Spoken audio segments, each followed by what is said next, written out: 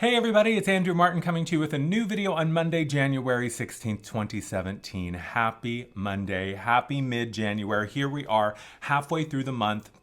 And man, it is already off to a running start. This year is no joke. It is so powerful. The energies are just building and building, continuing to move us forward, call us forward, sometimes push us forward. Sometimes they just plow over us and we have to kind of pick ourselves up and dust ourselves off. The theme for this year is expect the unexpected. There's going to be nothing but change, and it doesn't have to necessarily be a bad thing.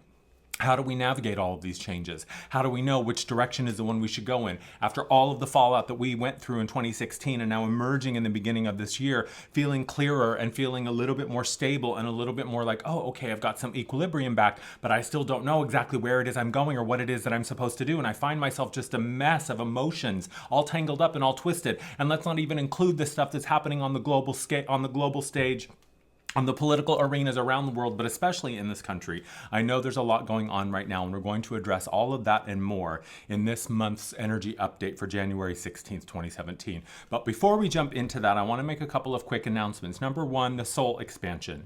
The soul expansion that I did at the beginning of January was off the charts. It was incredibly powerful. It was the first one where I had done focused, deliberate energy work, and I have to tell you, it was some of the most beautiful, powerful energies that I have ever worked with in this lifetime. Excuse me, I can't ever remember a time when I was so deeply moved by the energies. I mean, I found myself almost in tears at the end of the call because it was so gorgeous. So what I have done is I have posted the MP3 recording of that call on my Facebook page, and it is also on my website. If you go to my blog, you'll see the soul expansion. It's got a screenshot of the room, so it looks like the Brady Bunch, all these little squares of people. So go ahead and listen to that if you want to get an idea of what the soul expansions are like. If you want to experience that energy work that is still powerful and potent, it doesn't matter when you listen to it. That work happens outside of time. So it's like a download in the cloud. It's just waiting for you to connect so that you can receive it. It's a great way to get an idea of what those soul expansion groups are all about and to get an idea of what it's like to work with me one-on-one. Also, I am going to be doing now, the soul expansions are not going to be advertised on meetup.com anymore. Unbeknownst to me, I did not realize this, that virtual meetups are a violation of the terms of service for meetup.com. I had no idea. So I'm no longer going to be advertising them or booking them or selling tickets through the meetup.com site. I'm going to be doing it a new way. I have yet to decide when that's going to happen. The next soul expansion is going to be the first Sunday in February, so it's coming up in just a couple of weeks. So what I'm going to do in the meantime is any invitation or any way that I'm taking signups for that next event is going to be done through my Facebook page and through my newsletter and through my website. So go to my website, thelightedones.com, go to the main page. At the very bottom, you'll see a little form that says receive a message. Put your name and your email address in there so that you'll be sure to receive my newsletter that's going to be coming out in a couple of weeks from now, at the end of January, and that will have the link to sign up for the next soul expansion. They are limited to 100 people. I used to do them limited to 50 people, but man, they are growing like crazy. So now I'm able to invite 100 people, $25, 2 hours of amazing energy work, question and answer, messages and energies directly from spirit, and coming together to build community. You also will receive an MP3 recording of each event. So be sure to go to my website, sign up for the newsletter. If you're not connected to me on Facebook, The Lighted Ones, go to my Facebook page because I also announce everything there, and I'll probably be doing a Facebook event to drive people to wherever it is that I decide to sell tickets. So I'm still working all of that out. Also, looming on the horizon with my official impending move to New York City coming up. I'm moving back the 9th, I think, of April. It's official. I put money down on an apartment. I found a short-term sublet, so I'm gonna be there in just a few months. I will also be raising my rates. My work is shifting dramatically.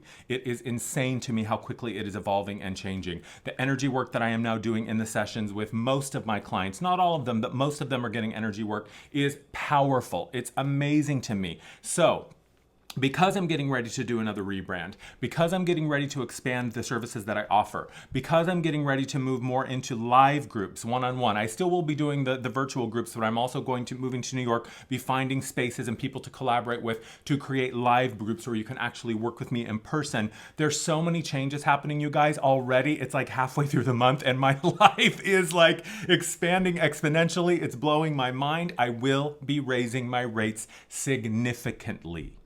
I don't know exactly how much it's going to be, but I can tell you it's going to be a significant increase. So if you want to book a session with me, you only have a couple of more months to do it at my existing rate. You can book now. Doesn't matter when you schedule the session for, as long as you book before the rate increase. I just want to give you all a heads up that that's coming. That's been sort of circling around in my brain for the past couple of weeks. And it's something that today I made the official decision that it's going to happen. I'm still finalizing the details, but I just want to let you all know that it is going to happen. So I think that's it. Yes, event the first week. The soul expansion is the first weekend of the first Sunday of February. Yeah, sign up for my newsletter. That's it. All right, cool. So on we go to January update. I just need a little drink before I start. Whew. Hydrated, centered, and ready to go. January update. I am all about this concept of neutral curiosity. It is not always necessary for us to be in some extreme state of emotional awareness. It is not always necessary for us to be sort of worked up into some extreme emotional state. Our emotional state is the activator of our experience. I have talked about this before, that the only reason we ever do anything, the only reason we ever make any choice is because we think it will bring us a specific feeling. I do this again because I liked it the last time and I want to feel it again. I do this again because it helps me numb myself from the thing that I really don't want to experience. I make this choice because I love the way it feels. I love the way it tastes. I love the way it sounds. I love being with those people. I make this choice again because it made that person like me, or it got their attention and I want them to like me again, or I want their attention again, or it gave me their approval, or it gave me an opportunity, or whatever.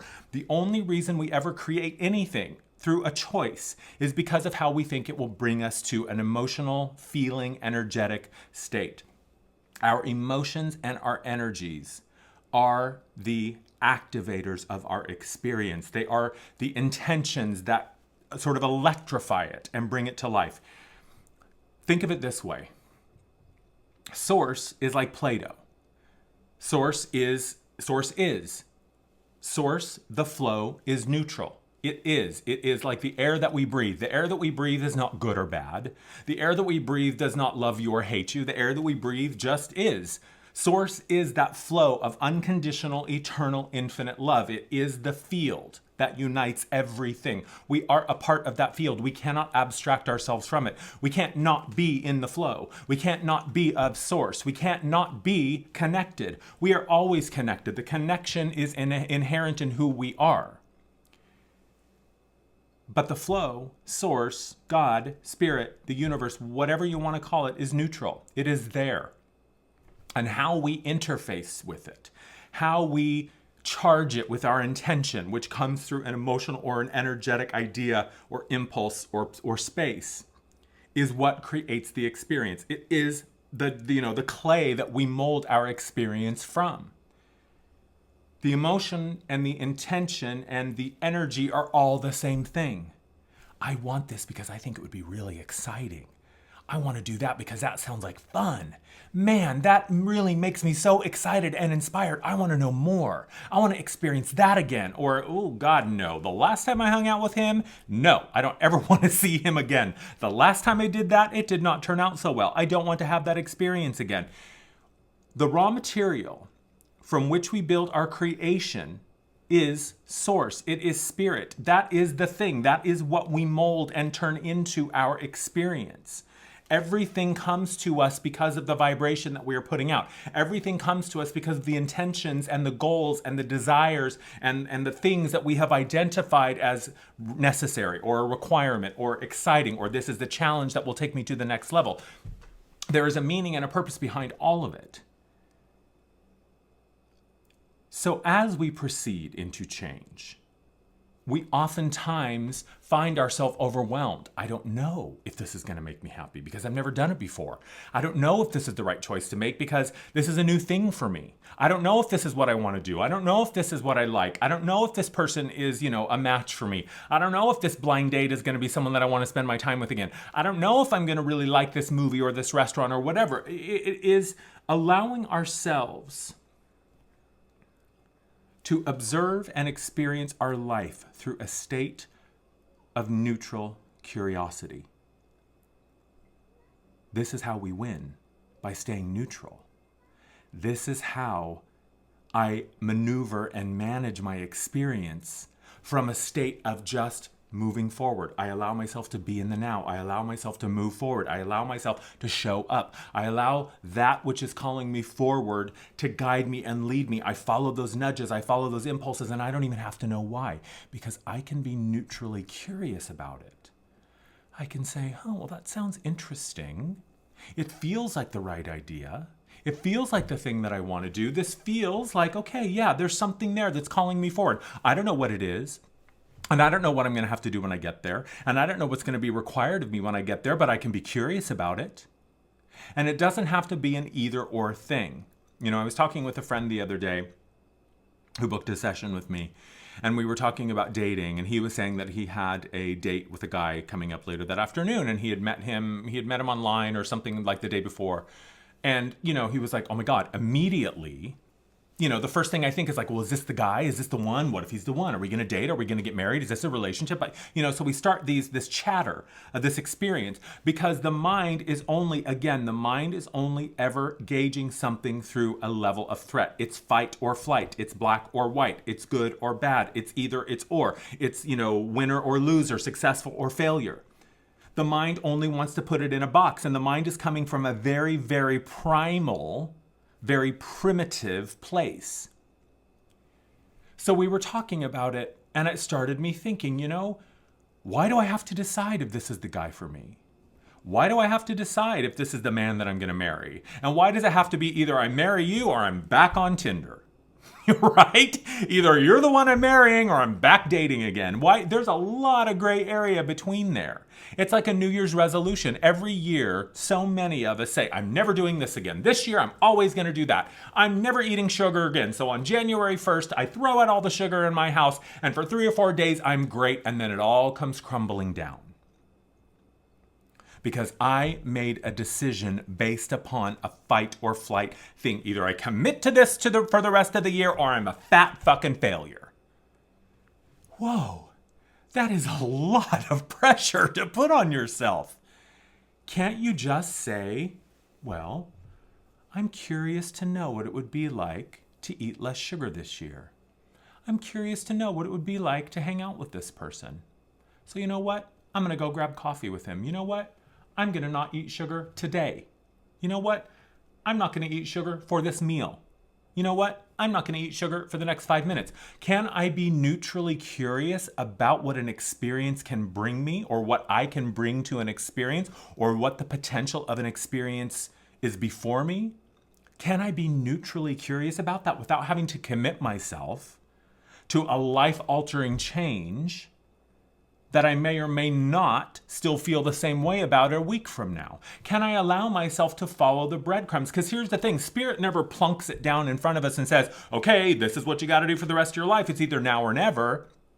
Spirit says, what about this? What if you went this way? Here's a breadcrumb. What if you picked that one up and investigated? Here's a breadcrumb. What if you picked that one up and investigated it? Oh, look, there's another breadcrumb. We allow ourselves to be called forward incrementally in the moment, choice by choice, decision by decision, feeling by feeling, without always having to be all wrapped up in some big emotional tizzy about something. Why do I have to be furious and angry? Or why do I have to be overjoyed and ecstatic and out of my mind in order for something to be important or meaningful or valuable? Yes, my emotional state will always tell me whether or not I'm moving in the direction of my truth or not, but I can be curious about it without deciding what it has to be. I can be curious about it without needing the why. I've been talking about this for months. If the why is important, you will be given that too. Can you trust? Here's the truth. You are not separate from anything. You are not separate from any of it. You are the thing that you seek. You are the thing that you desire.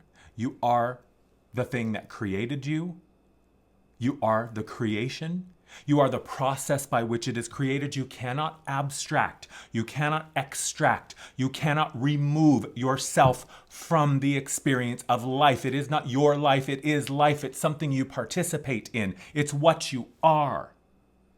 You are in the flow right now, my friends. You can't not be in the flow. The only question is, what is your direction to the flow? What is your alignment to the flow? What are you allowing or disallowing to the flow because of what this may or may not be telling you? Can you be neutrally curious about something and then decide, yeah, I really like that. Man, I feel a little spark of interest growing here. Man, I'm starting to get a little bit more excited. The more I think about it, the more exciting it feels. And the more I feel it, the more I can envision it. And the more I envision it, the more I see it. And the more I see it, the more it comes to life. And then, man, I am off and running and I'm on a momentum that is taking me towards the thing that started as a little spark of neutral curiosity. It doesn't have to always be buying the whole fucking farm every single time. My New York experience is a perfect example of that. For those of you that have been following me for a while, you know, back in September, I went back to San Francisco. I lived there for about 4 years, 2008 to 2012. I love San Francisco. It's a beautiful city. I have so many friends there that are absolutely so dear to my heart, and it is a fantastic place to live. I love it. So in September, I went down to San Francisco to stay with a friend for my birthday, and I decided that I wanted to move back. I had a moment of real clarity of how much I love it there, and I was like, yeah, this would be an amazing place to live. I want to come back. And now that I have, spent the past 4 years doing my work, making the commitment, being in this incubator cocoon of my experience, when I said in 2012, and if you know the story, you've heard me say this, when I said, okay, Spirit, whatever you want, get me back to Seattle. As long as I'm happy, self-employed, and helping people, I will not move, I will not budge until I have done whatever it is that you want me to do. And I did. And so here I was at the end of 2016 saying, I get to negotiate my experience. I get to decide what's next. I am a co-creator of my experience. I'm not waiting for it out there to be granted to me. I don't have to do anything to be worthy of it. I just have to decide, I have to believe it, and I have to claim it. That's my job, continuing to show up. So I decided San Francisco's it. So I was putting my energy into San Francisco. I was really, really excited about it. I was starting to have conversations about it. I was posting it on my videos and talking about it on my social media. And then, bam! Along comes Katya Turner, my friend Katya Turner, former client, colleague, and dear friend, the IndigoDiaries.com. Check her out. And you will also see the videos that we have done together, sort of interviewing each other about our experience. But I digress. So one day, I think it was in November somewhere, we were exchanging readings, and I read for her, and then she was reading for me. And the first thing I asked her about, I said, okay, well, what about my move to San Francisco? And she got that look of like, oh, I don't, and I was like, what? And she was like, I don't know. And I was like, what, girl? I know that look. That is the look of someone who has information that they don't want to share because they're feeling like this may not be what they want to hear. I'm familiar with that look. So she told me, she said, ever since you've been talking about the move, I haven't seen San Francisco for you, I've seen New York. And when she said that, it was like a punch in my gut. I was like, oh God, New York? I don't know. Can I do that again? It was my mind remembering how miserable and sad and angry and broken and lost I was when I left in 2005. But I thought, you know what? I can at least be curious about why this has come into my awareness. I am not one to ever do something without question just because I received that in a reading. I'm not, if Katya had said, I think you should do this, I'm not just going to do it without sitting with my own awareness. I say that all the time. If whatever anybody says, including me, doesn't resonate with you as truth, leave it. Take what works and leave the rest. But I thought, okay, well, let me sit with this. Let me just think about it. I got to be aware of this. I got to be curious about this. There's a reason that this has come into my awareness, and I'm just going to be curious about what that reason is. The more I thought about New York, the more I started to remember all of the things I loved about New York, the more I started to remember how many people that still live there that I love, that I was so close to years ago and have fallen out of contact with, but still hold these people very dearly. I started to think of all the reasons that I love New York again. And the more I thought about it, the more it started to take on this momentum and this energy and this intensity and this, sort of bigness of possibility and potential. And it started to feel like, oh my God, I think New York is it. And before I knew it, it was like New York had harnessed me and I was back in that gravitational pull and it had started to pull me towards it. So I thought about it and I thought about it and I sat with it and I sat with it and I went back and forth and I thought, okay, well, you know what? At some point I have to make a decision. At some point I have to make a claim. And if it ends up not being New York, so what? Big deal. I can move to San Francisco. I can stay here. New York is not the only other option, right? It's not an either or thing. Either I move to New York and do this or I'm a total fucking failure, right? It's not that, but that's what the mind is saying. So I said, okay, well, let me just try this. So I posted on my Facebook, my personal Facebook. I was first or second week in January. I don't remember exactly when. It was recent. And I said, okay, everybody, I'm making the decision to move back to New York. My lease is up at the end of March. Hit me up and let me know. I am not kidding you. Within 48 hours, maybe 60 hours, maybe it was, 2.5 days, but in less than 72 hours, I had gone from saying, okay, let me just put this out there and be curious about what comes back. Let me just see. Within 3 days, I had been in contact with a friend of a friend who had a short-term sublet in Brooklyn, who he extended an offer to me to stay with him. He's really looking for something 6 months or less. He's not looking for a full-time thing, but it's a perfect opportunity for a place for me to land as I get my bearings. Less than half of my budget of what I had determined I was able to sustain with, from a rent perspective.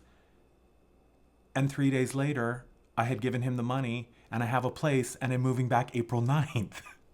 You guys, I'm telling you, this shit works. When you allow yourself to show up and be present in your experience from a neutrally curious observer, I'm just kind of checking this out to see. It's not about being non-committal. This isn't fear of commitment. This is, I'm going to show up and see what resonates. I'm going to show up and see what unfolds. I'm going to show up and see what transpires. I'm going to see what this is about. There's a reason this has come into my awareness. I'm going to be a little bit curious about it. That's it, kids. I mean, this year, the energies that we are in a fifth dimensional experience right now. We are creating from it. We are existing in it, whether or not we realize it consciously. And it's not about, is this the right decision? Is this the wrong decision? I have 3 opportunities in front of me. Which one is the right one? I had a client who, she knows who she is as she's watching this. She was a wonderful woman, and we started the session together, and she kept asking me, which one is the one? I don't want to make a choice if it's the wrong one. Which one is the one? I got to know before I proceed. And I'm saying that's not the way it works.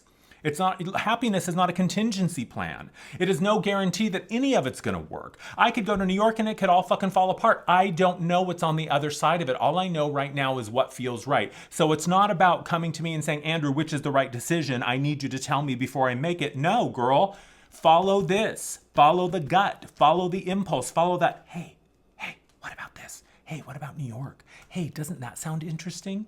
And then you see when you get there. You can remain neutrally curious. You can start to dip a toe in the water to see what it feels like. You can try a taste of it to see if you like it. You can listen to 15 seconds of the music to see if it's something that works for you. You can spend 20 minutes on a coffee date to see if you want to see this person again. It does not have to be an either or contingent transactional thing. It is not, if I do this, then I will be rewarded. If I do this, then I will get more brownie points. If I do this, then I will be happy. If I do this, then I will be successful. No. Have we not learned yet that it's not about that? It's about saying, you know what? I am a master creator. I am the force that created the sun and the moon and the stars and the trees and the flowers. It runs through me. I am not separate from the process of creation. It does not come to me from somebody else. Why do you have to always be in a constant state of emotionality? That keeps us from clear creations. If I'm saying the only time I'm ever going to do something is if I'm in this extreme state of happiness, or the only way I'm ever going to let myself change if I'm in an extreme state of pain or depression or whatever, or anger, why does it have to be so extreme? Why can't you just say, yeah, that feels cool, I'll do that. Yeah, I'll do that. That feels interesting. Surf the flow. Let yourself ride through it. Find that equilibrium and balance. Once you've found the equilibrium and the balance, it doesn't matter how chaotic it is, because you can go with the flow. You're a surfer. The surfer needs the waves, right? That's what she wants. She wants to know, man, I can hang with this. Just checking my notes. So allow yourself to be free from a constant emotional state. You don't always have to be in some dramatic swing from one side to the next. You can show up and just be curious. And if it feels exciting and joyful and wonderful, then let the joy and the excitement and the wonder build. If you get there and it starts to feel, oh gosh, angry, fearful, I don't know, that's not for me, then back off. Trust yourself. You are not separate from any of it. So it's not so much that you're divinely guided, it's that you're self-guided. If you are guiding yourself down this path that you have had a hand in writing, if you are leading yourself towards the very thing that you wanted to do and agreed to do and signed up to do and volunteered to do in this lifetime, then can you trust that your experience that is calling you forward is the one that you have already agreed to? Can you trust that you are going to provide for yourself everything that you require along the way? Can you trust that you're not separate from it? So if you don't trust the process, if you don't trust source, if you don't trust that this is actually real and can work and is the way that you can really exist and create from your life, if you don't trust that this is your natural state, then it's not a lack of trust in the divine, it's a lack of trust in yourself. Not trusting the process is not trusting yourself. Not trusting the experience is not trusting yourself. Resisting what is calling you forward, even if you would say, I don't want that, resisting it is not trusting that you are able to contend with it. It's not contingent. It's not saying, well, I'm not going to be happy unless I get this. I'm not moving forward unless that happens. I'm not doing this unless she does that. Oh my God, you're going to be sitting there forever. You are the center of your own experience. You are the creator of it. So what are you waiting for? You don't need permission, and you're never going to get an engraved invitation.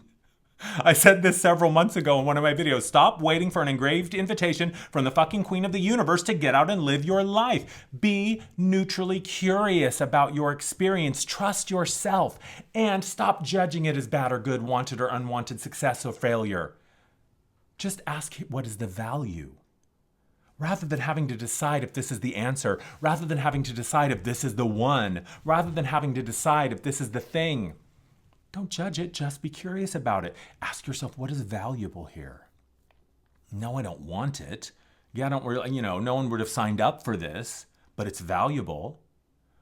My roommate, her dog, on his right front paw, had a sarcoma. He started having this big thing around his paw, and it started getting bigger and bigger and bigger, and she thought it was just like a boil or a cyst or something. So she went to the vet, and they said it was cancer, and they said, but the cancer hasn't spread up his leg. So what we would recommend is if you don't want to put him to sleep or if you don't want the cancer to spread throughout his system, then we would recommend amputating the leg. And I thought, you know what? That's a perfect example of what I'm talking about. If that was a human, that was happening, and I went to the doctor and he said, Andrew, you have your cancer in your right hand, and we don't need to do anything other than amputate your hand or your arm or whatever, and that's the way that this is going to prevent you from being sick or having it spread or having to go through chemo or whatever. No, I wouldn't sign, no one wakes up in the morning and says, ooh, I can't wait to get cancer in my hand and have it amputated today. But is it valuable? Is removing the right front leg of this dog valuable? It allows him to live for the rest of his life. It allows him to bounce back. It allows him to be healthy. He's resilient. There's tripod dogs all over the planet. The point of that example is don't judge it always as good or bad, wanted, I'm an success or a failure. Just let yourself be called forward and be curious about it. What's the value here? Is there still value here? And if the answer is no, then hey, move on. I could have very well have seen, my initial desire, and I was sure that it was San Francisco. I was positive that it was San Francisco back in September. And I look back now and I say, you know what? I could very well have said, oh God, how embarrassing. People are watching me talk about San Francisco and here I am changing my mind again. No, there was value there because the promise of San Francisco opened me up to the idea that, oh, it's time to move. And I guarantee you, had New York been the initial idea, had someone come to me before the San Francisco idea and said, Andrew, you're moving to New York, I would have said, fuck no. Are you kidding me? No way. Because I still have the story of Andrew the failure when he left in 2005. So I know the reason that the San Francisco idea came to me was to prepare me mentally and energetically to be open to the idea of moving at all. So there was value in that. It was valuable. It was not a bait and switch. It was the next breadcrumb to the next breadcrumb to the next breadcrumb. And you know what? I could move down to San Francisco and I could have a lovely life. And I know that what San Francisco would be for me is basically taking what I have here and transplanting it to San Francisco, but it wouldn't challenge me. I wouldn't grow really in any way that was really, really, next level, which is what I'm heading towards, right? I know that this year is all about big expansion, big growth exponentially. I'm seeing this in so many ways. And that's the message I was getting from my guides all last summer anyway, was Andrew, you can't build a big life on a tiny foundation. You gotta expand your foundation. And I did. And now I'm getting ready to expand again. So I'm telling you, your neutral curiosity is one of the greatest gifts that you have. It is a superpower because then I can show up and I can say, sure, Show me what this is. Show me what you got. Talk to me. Let me know. Open up. Show me. Let me feel how I connect to this. Let me know. And then I can say, you know what? Thank you for the opportunity. This wasn't for me. It was lovely to meet you. Thanks for the coffee. I just don't see a fit here. You know what? That's a great idea, but it doesn't feel like something that I'm interested in. You know, I get emails all of the time from people asking me to be involved in projects and asking me to connect with them in some way. And some of them feel right. Some of them don't. But I do my best to be curious about all of them because you never know. You never know. So as 2017 continues to unfold, and we are in a very, very powerful corridor right now. For the first time in I think like 6 or 7 years, all of the planets are moving direct through the first week of February, and then we have an eclipse following it. So man, this corridor of time that we are in is a powerful manifestation corridor. What better time than to allow yourself to be curious about something and then decide? Be curious about it and then make the commitment. Be curious about it and then set the intention.